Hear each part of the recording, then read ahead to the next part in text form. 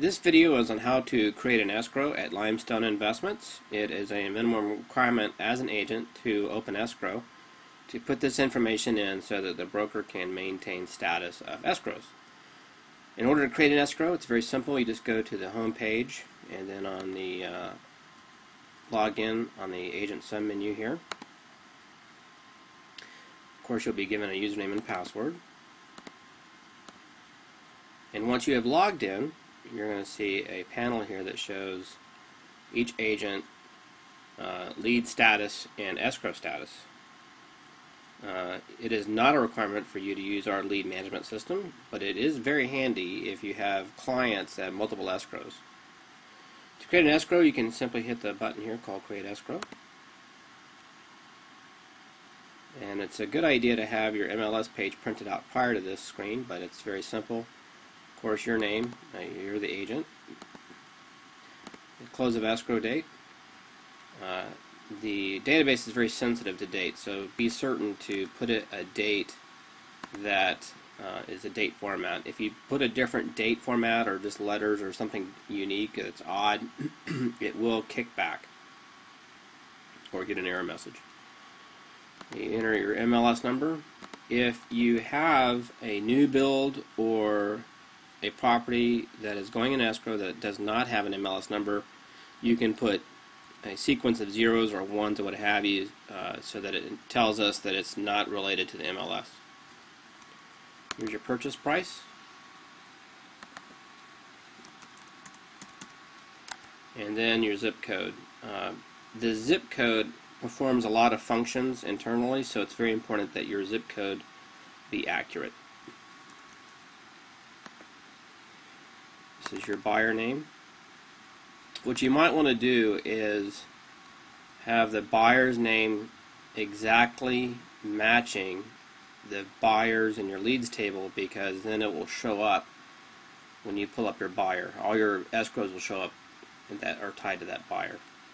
More about that later. If your buyer has an LLC, this is where you put the LLC name. And of course, their phone number, their email. This is the address of the property in escrow. It's the full address. And then below that is the street name. The reason why we want the street name is it makes it simpler for reporting. This field is for your notes. Typically, you want to put both your status of your escrow as well as transaction fees or commission splits. For example, you might want to say waiting on inspection, or waiting on utilities for the inspection. And then here you would put your commission splits, something like a standard split, standard commission. If you have someone else managing your escrow, you might want to say John getting $200 for managing escrow, for example. This is important for the broker to know how the commissions are going to be split. Here's the purpose of the property and the type of property. The management of the property is unique to investment properties. If you don't know who's going to manage it, you can put unknown. Or if you know if Limestone is going to manage it, you just select Limestone. Use, of course, is whether or not it's going to be a vacation home or investment property. If it's an investment property, you have unique procedures. That's why it's important. Your inspection date is also important. If you don't know, leave it blank initially. Of course, lockbox code and gate codes are important as well. Listing agent, phone number of the listing agent, and the email of the listing agent. And then, of course, we have the title company that you want to fill out as well. Again, the whole purpose of this is if something were to happen while you're on vacation or you have get ill or something, we're able to pick up the ball for you. Financial notes, very simple. If they're a cash buyer, put cash. If it's conventional, you can put conventional and then the name of the lender. Once you create the escrow, it provides you a cover page that you can print out or create a PDF file for that's used in your Dropbox. and you're done. Once you've created this, then you don't have to use our system to manage your escrow if you choose not to.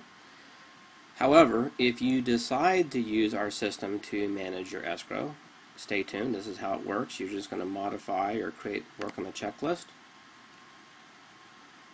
This has information related to your escrow. This is our checklist for inspections, usually related to investment properties. And then once you finish editing or modifying the checklist, you can hit Save Changes. And then